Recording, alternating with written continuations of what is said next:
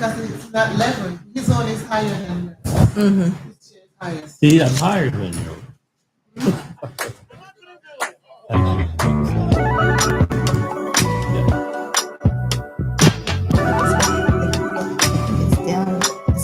Is that good enough? Welcome to Community Cuts, live from Brooklyn, New York. We're at Salon Lehan, 732 Washington Avenue.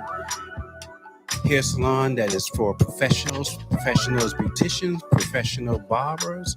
We are live from downtown Brooklyn. Welcome, Ricky James. Welcome, Donnatella. Hey. Live in the real. Okay, we have a great show for the family here, and they're going to tell you about the show.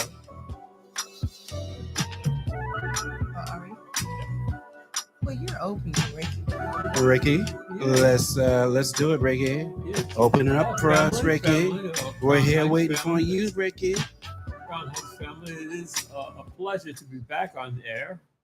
The issue today is branding and certifying businesses and business that are established and business that are trying to make it in this borough called Brooklyn.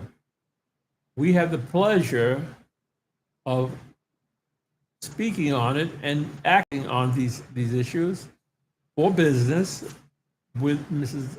Donnatella. Oh. And we'd have, so far, we have a few people that are interested in being branded. I'm sorry. And they are contacting me, and I'm telling them to call to Donnatella, but I have not as of yet. So I can only strangle them. So that's all I can do. Oh my goodness! So if she can explain it to you, to the family, of what exactly happens and what exactly is certification and branding a business. Well, thank you, Ricky. You're welcome, dear. Ricky has called me over the weekend and throughout the week and some weeks before. As a small business, it is really difficult to take a person from being a viewer to a consumer. And that's awesome, right? And the biggest way I find for us small businesses to succeed is usually by word of mouth. You can spend dollars on advertising. You can rely on your SEO, which is search engine optimization for your websites or your social media. But the number one element that typically keeps people coming back to you is success and word of mouth. Because once you establish trust with someone, they usually tell somebody else. It's good to talk about other things, other people. Not self-centered in business is a killer. I agree. And I think with a lot of our Black and brown businesses, we have to spend more time understanding that sharing the spotlight with another entity doesn't stop you from making money, right? It typically will help build the community and build yourself. And that's one of the things that we struggle with our Black and brown businesses is keeping the dollar within our community. Keep it flowing. Yeah. It should flow. Within a business, you should feel as if you're lighted on air, flying on air with what you are selling. I walked into a business here in Brooklyn on Fulton Street, and I purchased something that only Black people make. Really? And it was light, and the conversation went as far as we used to know each other back in the days, and now we are back being together again. So it was a surprise establishment. I think that's the wonderful thing about people who are born and raised in Brooklyn or the 5 boroughs. You're able to see people transition from, when you were in elementary school or day school.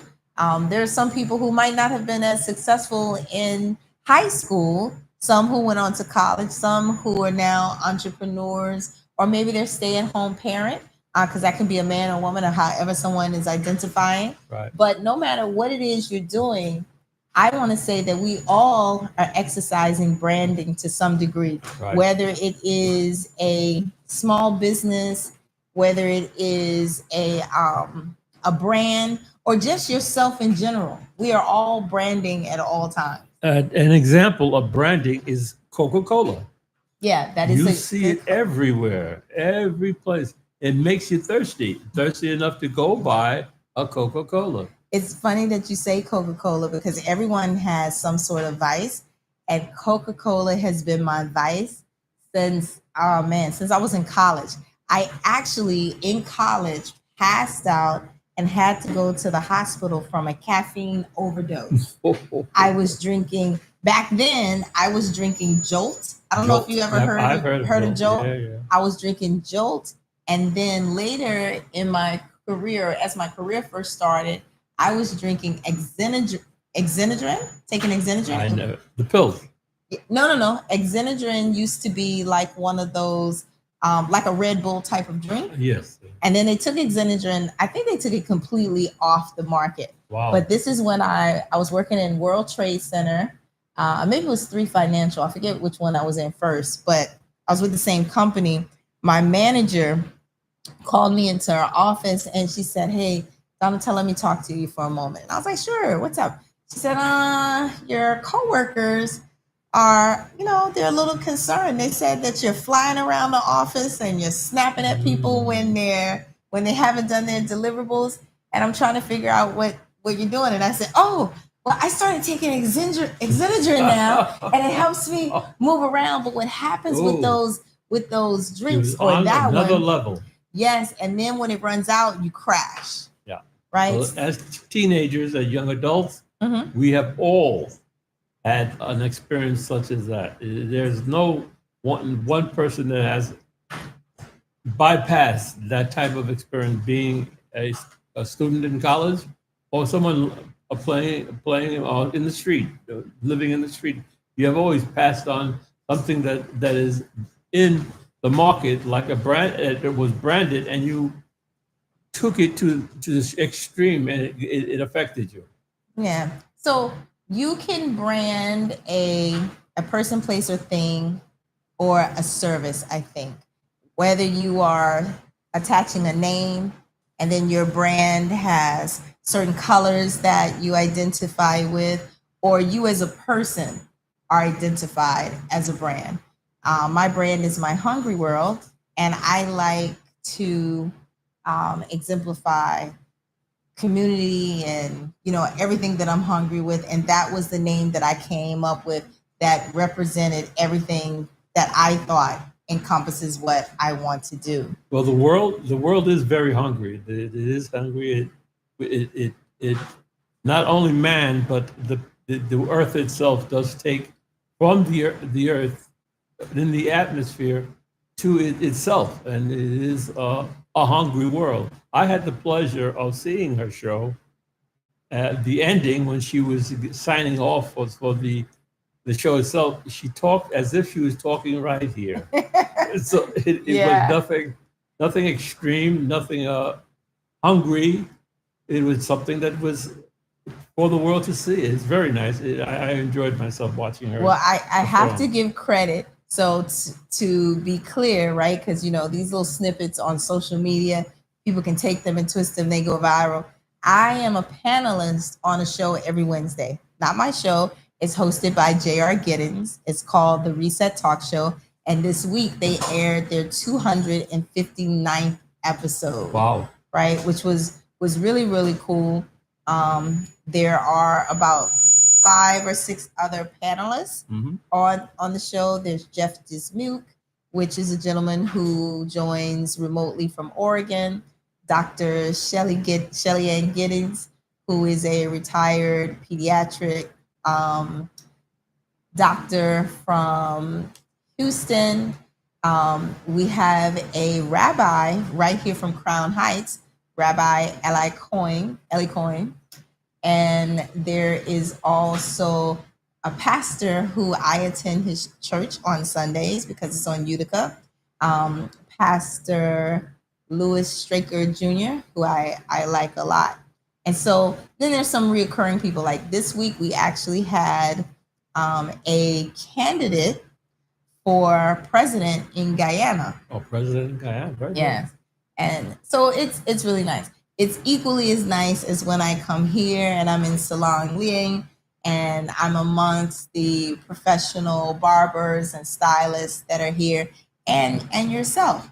And Ricky keeps me on my toes because Ricky will call me or text me as early as 6 in the morning to make sure I am on my up and at him, deliverable. up and at him, Donnatella, up and at him. She's Absolutely. a runner, so you should be up and get that early break and early rising sunrise Well, I don't in know your who lungs and get going. I don't know who told you I was a runner. 'Cause that's not me. People will be in the comments like, Donatella running where? Exactly. But getting back to what we said about branding and certification. So Explain certification if you have the time. If you have that. well, certification is a term that can be applied to a lot of things, right? So you may have a skill set or you may have an item that's regular, right? So I can register a business. Let's say I register an LLC. When I first receive the copy from New York State, they will ask you if you want a certified copy, right? And you pay a little extra for that. Or do you want a regular copy? Even when you're working, you may get certified in something that you do. In Yep. this instance, we are talking about minority certification. Minority, yes. Right? And Women and minorities. right. And it's not just women, because I think recently I was talking to a group of men who happen to be a group of men of color, and they didn't realize that they could apply for certifications for their business as well. Because I think people speak more about the minority woman enterprise business, which is, what is that, MWEB? MWBE, business enterprise, yeah, MWBE.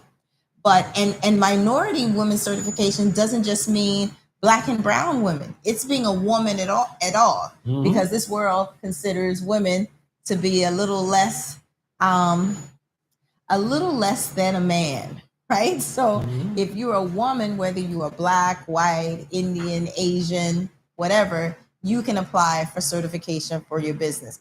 And there are two levels of minority women business enterprises. There's the nationwide, which is with the state, and there's also city certification. But in that, there are also many other certifications. Like there's a certification for if you are a disenfranchised business, right? There's a whole bunch of acronyms that you can obtain. And the purpose of receiving minority certification, or the purpose before this administration, was to help you get into rooms or get contracts or get exposures that are normally only provided to white-owned businesses, right? And so there's something like $240 billion worth of funding that normally comes from the federal government into New York State each year. And for many, many years, Black and brown businesses weren't able to get a large chunk of that funding. And so one of the things they created was the minority certification that said, hey, if you are an organization and you provide funds to these type of industries or these type of entities, we're going to give you X amount of dollars toward that. And I know we are, not supposed to try to sway your vote, but while people are, listening to these presidential candidates, if you're a small business owner, you need to make sure you pay attention to who is protecting you from, the cancellation of HAP, which was the hardship accommodation program, right? So this president got rid of that altogether. But the minority certification and the funding under our current mayor, Eric Adams, increased from like 2.5% to 32.5%. It was $80 billion went into Black and brown businesses' pockets. How long does a certification take to get done and you have the certificate in your hand? So, I heard it's a year. No. 90 days? No. So, okay. I think there are a lot of reasons why people don't apply for certification. Number one, they don't know about it. Number two, a lot of people don't like having what they call the government in their books. Yeah. In order to become certified, you have to qualify as a recognized, properly owned, properly sanctioned business. And there's something like 35 documents that you have to supply the state process with in order to say that you are the true owner. And that's things like your incorporation or your LLC documents, a copy of your SS4, which is your EIN, your driver's license. Yep. You have to provide your financials, right? Proof of that you are actually doing your taxes. Yep. It used to be before the pandemic, you had to be in business a certain number of years. I think it was like 3 before you could even apply. But they were trying to give out so much funding during the pandemic, they got rid of a lot of the more stringent rules. At one point, and there's some services like I charge for my services, but there are what they call CDFIs. There are state recognized agencies that will help you get your minority certification for free. So I always tell people, you don't want to pay my fee, Google free minority certification, and you can go to one of those entities and they will help you. Does it take 90 days to a year? The application is so involved that they allow you 2 months to complete the application process, right? Does it take 2 months? Absolutely not if you have all of the requirements, right? There are a lot of people who have And this LLCs. could be done online with you? Yep, I do everything Very online. good. You don't even have to come and see me. I have clients in other states. I have clients outside of the United States. Of course, you do have to be a New York State entity for certification based in New York, or you have to acquire a certificate of authority, which means that you could be registered in another state. You apply for a certificate of authority, which allows you to be recognized and do business in the state of New York, and you can apply for certification here. Right. Yeah, so it just depends on how long it takes you to get all of your documentation together. And what I usually tell people, don't focus on the list. I will hold your hand and we will do them one in after another, right? And some of them are simple, like your driver's license, the front and back, your social security card, proof of it, front and back.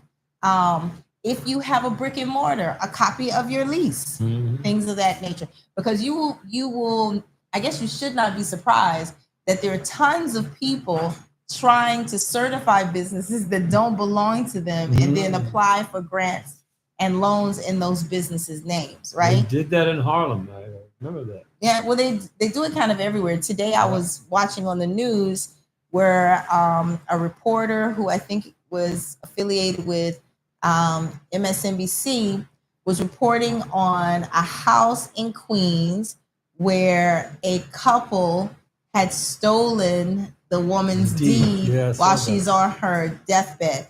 Literally came into the house to visit her, had her sign some papers while she was on her deathbed, and then proceeded to leave and start the process of selling her home. And now, after the fact, the woman was notified through the mail of a new homeowner, and she no longer owns her home. Wow. I also saw a couple here in Brooklyn invited a friend to stay with them toward the end of the pandemic, gave her the house. She's supposed to stay there a couple months. They went and stayed with a relative. And, you know, after someone's been in your house after 30 days, what people don't like about New York, I love. It's really a tenant's world here, right? So once you've been inside a place for 30 days and you don't want to leave, you don't have to, no matter what the owner says. So right now, that couple can't get back. No, it's 30. It's 30 days. And so professional squatters will, the minute they get in your house, or even before they get in your house, they're putting a cable bill or something in their name so that they can get mail. Right? In Brooklyn, during the late 90s, squatters was paramount. The people were calling the Mayor de Blasio and Mayor and Borough President Adams about squatters sitting on their stoop, sitting in front of their windows, and as soon as they leave, they bum rush you to get into your house. and they live. They start to say that they live here. Well, so let's just correct one thing because you said in the 90s. Yeah. And so in the 90s, Blasio and Adams weren't the mayors. The beginning right? of the beginning of early 2000. You're Yeah. right. You're right. So you're right. just want to point that out. And they're still doing it. And so not everyone who's in a house not paying rent is an evil squatter, right? You have to remember that on the other side, there are some pretty terrible landlords Yeah. in New York City as well, right? There's some people who are such slumlords, I don't even know how they still own their buildings. Starting with the building that I live in. But I don't want to digress. They are awful. I'll give you an example. Today I was sitting in my apartment on my sofa, right? Mhm. And not dressed at all because I am single. Mhm. And out of my peripheral, I saw something move on my balcony. I didn't even have on the people's hair. I was like fully relaxed. I looked and there was a rope coming down the balcony, right? I'm on a double digit floor. And I said, what is the rope doing there? I just figured it's somebody in the balcony above me doing something I got any business doing. I'm still sitting there looking at cable, looking at my phone. I look back over again. I see feet coming down the road. Now I stand up because I'm fully undressed at this point. Oh boy. And I'm like, what the hell is he doing? Because you want to run, but you also fixate like, why is there a person coming down there, right? But you're home. So Yeah. And so I then stand there for a second and I start to see his whole body come down and he's on some type of rig. Harness. So I run out of the view, right? Even though our apartments have the windows have like a mirror thing, but you can still see through it because I sit on my balcony at night and watch the TV in my living room, right? So I run, get dressed, come back, and I didn't want to run out screaming and scare him and then he fall off, but I basically was like, what the F are you doing? And so he explained that they are going up and down the building to see if there are any imperfections or any leaks and stuff like that. They do that. Right? For But those roofing construction. Yes, but here's the thing, right?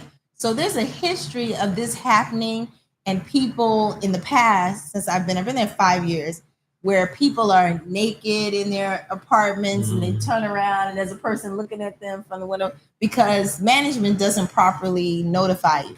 But today, as God would have it, I was on my toes. When they said they were looking for broken glass, I was like, oh, wait a minute. I gave them so many reports until the guy was like, well, it's supposed to be the only thing I can see. I said, oh, really? I'm going downstairs, take a picture of your truck. And if you don't report all the broken glass that I tell you, I'm already writing a letter. It's a group of us writing an email to the Brooklyn Attorney General's office. I am sick and tired of the management company of my building. So I found glass on my very, very ingenious. There's the Flatiron Building in Manhattan. Mm-hmm. They use a rope to do construction on the parapet on the Flatiron Building, and I asked them, "Isn't that a bit too dangerous to do?" Right. And they said, "Yes, but it works." And apparently it pays well, and hopefully they have proper insurance. Imagine that. To me, it made no sense. The only thing worse than that was the window washers that came to our building. They're on these little bitty pieces of wood, and they have a harness connected to something up top.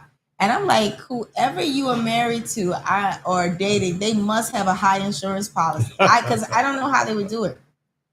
Scaffolding itself, it was always speculated as a dangerous job. Getting up on those scaffoldings and just to clean a house or to tear down a house, it is something that should be modified. So I'm up for that. Well, if they're going to use all these robots, right? That's what the robots should be doing. The robots should be scaling the buildings. And I say that, and before people in unions send me messages, I am not trying to displace anybody's career. right? Because that's But what somebody you have has to to think about. run the robots. That's Well, a career for them. not necessarily. You could have one person manning the Yes, robotics, that's so true. but every time you see a robot, it would ideally be replacing a human being. Yeah, a couple of And human beings. yeah, too. and Yeah. I definitely don't want that because in IT and the fact that I do support, I remember when they first started in the late 90s, early 2000s, talking about outsourcing over to India. Yeah. And everybody was in an uproar. And then it got so bad, with the customer service for a while that they started hiring people in the UK to do customer service. And now you've got Microsoft has a call center in Jamaica because it was proven that Americans are more susceptible to listening to people with a UK accent, a British accent, as opposed to being on the phone with any other accent, right? Yeah. In terms of trust and easeability to listen. But like I got tickled today, and I have to tell you, I had a call back from Apple, and for the first time, I realized that I too sometimes exercise a bit of prejudices because when the person called me this morning at 8, for a minute I saw Apple Inc. calling, and I was like, "Why are they calling me?" I picked up the phone, and then the gym was like, "Oh, you asked for a call back. I'm calling. I can connect to your Mac." And he had a Nigerian accent. Oh wow! Right? And I was like, "Hold on." And I've been to Nigeria. I love Nigerians. But for a minute, I was like, okay, is he going to try the romance scam on me? That's like a term. I had the same issue. A gentleman in South Africa, in Johannesburg, called me up and said, can I get out of my country? Can you afford to take my money? And that's different. That's definitely a scam. That's a scam. I thought from the beginning, I thought it was a scam. So that's definitely a scam. But this gentleman, I knew I was in Apple on Tuesday. I know I scheduled a call back, but when I instantly recognized his accent and I could tell that he knew what was coming. When I said, "Oh, I see you have such a beautiful accent." I said, "Are you Nigerian?" And he said, "I am Nigerian and Canadian, but I live in Canada." Oh, boy. And in my head, I said, "Oh, somebody tweaked this script," right? And so I said, "Well, I stayed in Lucky Phase 1 is where I stayed when I was there." So we talked for a little while, and still in my head, I was saying to myself, I am not about to let him connect to my computer. And I know I asked for Apple, and he was, and then he also was very hesitant. His accent was extremely strong. And then he was like, "Well, hold on a minute. Let me check on some things." And in the 7th minute, I said to myself, "Nah, let me find a way to get off this phone call." And it's terrible. It's terrible, right? Because I know he was an Apple person. And then he said to me, Google called me. Google called me and said I owe them money in order to keep in that. And I said, "No, you're not Diane." I said, "No, man, I'm not Diane. You talk about my voice that I'm a male." Yeah. And she said, "Oh, I'm sorry." There's nothing worse than when you ask them, "Where are you in the United States?" Yeah. And they go, "I'm in Texas, USA." No, you're not. Get off my phone. Or sometimes I can tell that they are in like the Philippines. And I'll say, the banks go to Philippines. Yeah. I said, "Oh, you sound like you're in the Philippines." "Oh no, I'm in the United States." I said, "No, you're not. You're in Manakati. My parents live there." And then they get real quiet. "Manakati City?" I said, "Yes." And he goes, "Yeah, but I really work for Chase." That's all right. And now whenever you call Chase Banking, they're always in Manakati, which is really interesting. Duke, you have any questions for us? He's worried about the background conversation. But you guys, that's what happens when you're in a live facility. Not facility, salon. Facility sounds like we're in a mental hospital. Well, guys, there's been a lot of things that's happening throughout the United States, and something happening. Speak louder. No, just for us. I can't Oh, hear you. okay. There's a lot of things that happen. The thing that the brawl that happened in Cincinnati, where that fight broke out, where somebody was slapped in the face. I don't know about a brawl. Okay, all right. Well, a brawl. This happened this week. Not this week, A last cop slapped a kid, and his father came. Is that what week. you're talking? Yeah, well, he got slapped, and this man slapped him and started a whole melee of stuff that's happening in Cincinnati. I can't hear a word you're saying. All right, well, we'll deal with it another No, time. no. It's them talking, but We'll deal with it. You're also holding the mic where I can't see you Okay. either. So now I can see your mouth, and All maybe right, I can read so your lips. we'll So- deal with it off camera. I'll No, let you no. know what I'm No, talking no. about. You said you saw the story, Yes, right? I did. So you tell me about it. I didn't see it. A young boy was talking to an officer back to him, as if he was just another guy. He's so young, he did not know the authority of a police officer. How old was the kid? All 13, 12, 13. And Yeah, that's old enough to know. He just didn't the care. cop just upped and slapped him good and hard. And his father saw that. And his father came after the cop. The officer started to run in the opposite direction. As he probably should. What state Your was father this in? was an officer too. No, not my father. My father wasn't an officer. But I'm saying if you see an officer, was the parent was out of sight Yes. when the officer Yes. slapped him? But the sound, when you heard him slap. Oh, you can hear it through the TV. Yes. And where was this? What state was this in? Cincinnati, I think it was. Yeah, one was in Cincinnati. I think you're talking about something else. I'm pretty sure about that. But What's the story you're talking about? well, I'm talking about this melee that happened in Cincinnati, where this Russian guy slapped this black guy in the face. A Russian guy? Yes, he did, and it just turned out to be really unrest, with the community. And now the community in Cincinnati is reported to asking the KKK to come in, and yeah, so Wait, what? yeah, A Russian slapped a what kind of guy? it was a African American. A what? African American. Okay, so a Russian slapped an African American, and now Cincinnati is asking the KKK Well, to not come this. No. in? Yeah, I can't hear what you're saying. Well, the people in Cincinnati is forming a KKK clan group, and in response to the beatdown. So If the who well, I'm I have so- I I'm have so to lost. you know what happened. We'll have to talk about it after no, offline who got offline, so we can fill you in on the story because it's hard to explain it now. Mhm. So I'll talk to you offline. All right. So Well, Okay. It is going around again. It has started to pick up because the summer is almost over. Cops are getting back at the public for doing them a disservice during the summertime.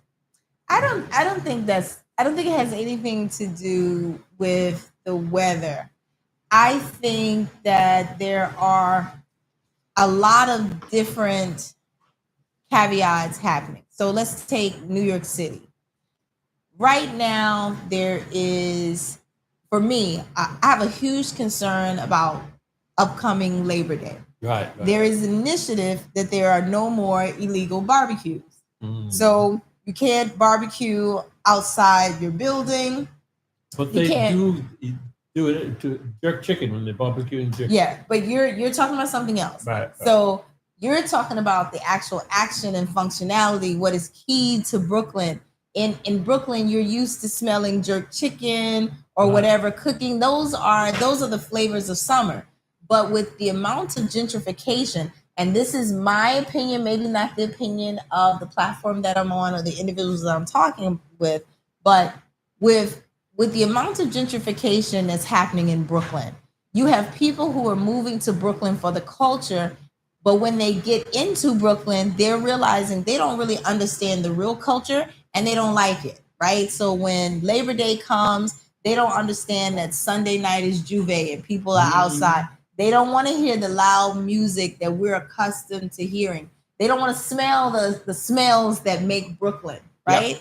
But there is an initiative that there are no more illegal barbecues. So that means that all those places where you see the people who are gathered on and having these little unofficial block parties, which to me is what Brooklyn is known for That's outside my of block. these apartments, right? Every other house is barbecuing. Right. Well, so now, just like the NYPD has a task force that is focused on people who don't have permits and shutting down, like the food stands that are not supposed to be out there, which I kind of understand because those fruit stands and food stands are only cute as long as they're not selling you spoiled goods. And if you get sick, then who are you going to sue? You're going to sue that illegal stand, but you're also going to sue the city of New York City for letting them be there. So right now, if you look on social media, there are a lot of videos going viral where NYPD has appeared in different neighborhoods. There's one really horrible one that happened in Riverdale in the Bronx where a massive amount of cops showed up to try and stop an illegal barbecue. And part of those tactics, when they can't get the people to stop, is they're flipping the tables with the food. Oh. And so we know that the people who are having a lot of those barbecues are kind of like our rah-rah people in the neighborhood. And they're not going to take you, uniform or not, coming into their communities and ruining their barbecues, especially when you're not thinking about how high prices are now in the grocery stores. People who are chipping in, buying food, and then here you come to shut them down when for them, they're not breaking the law. So there was a huge, huge fight in the Bronx where a bunch of police appear to be brutalizing the people who were having the barbecue. Same thing is happening around here. And so for me, I posed the question on the other show, what procedures or plans do we have in place? Because now we know ICE is here. ICE is getting more aggressive. I see there's a lot of people who are turning up missing, young people, and a lot of what they call silver notifications. A lot of seniors, a lot of seniors are missing from Brooklyn, Manhattan, and a lot of them appear to be of Caribbean descent. And so I'm saying, who's checking to see that ICE isn't picking these people up? And with the Labor Day coming out and so many people going to be out with their flags, what are we doing to protect our community to make sure ICE is not out harassing people at the same time? Because I don't hear anybody sanctuaries in Brooklyn. Have you heard of the issue of a sanctuary in Brooklyn? Well, we're a sanctuary state, and that is the whole problem with this administration. They are focusing on blue states, right, like New York, trying to stop our funding, but more importantly, and that's why people are kind of pissed at Eric Adams, our current sitting mayor, because there are a vast majority of people that think that Eric Adams has caved into Homeland Security, caved into the current administration, and allowing ICE to get into our churches, high schools, and into our prison systems, like what's the prison? Rikers Island. And that's not, I want to say that's not completely true. But if you pay attention on a nationwide level, there are a lot of mayors that are having to comply because there's only so much you can do, right? Especially with the way they are weaponizing the city. So I think yesterday, everything's a weapon. Yeah, I remember that. Yeah, that there was a young white male Doge worker. I don't know if you saw this on the news in DC, that was out and saw a woman, I think, being attacked or something, and tried to help that individual, and then he was beaten by locals. So now, because of that, never mind all of the other Black and brown people that are being beat all the time, now Donald Trump is kind of taking set on DC. So he's already said, he made an announcement that these young thugs, even as young as 13 or 14, have to understand that there's a high penalty for them for behaving violently. And if DC doesn't do something soon, he's going to use his federal powers to take over DC. That was like yesterday, I think he said that. Oh, I remember the issue of them trying to take over the city of New York with certain things, the ISIS and the ICE. Yeah, I say ISIS sometimes. Yeah, someone said ISIS yesterday. It was a government official, and then he quickly corrected it. Yeah, It's okay. it's a thing that it's a thing now to correct people.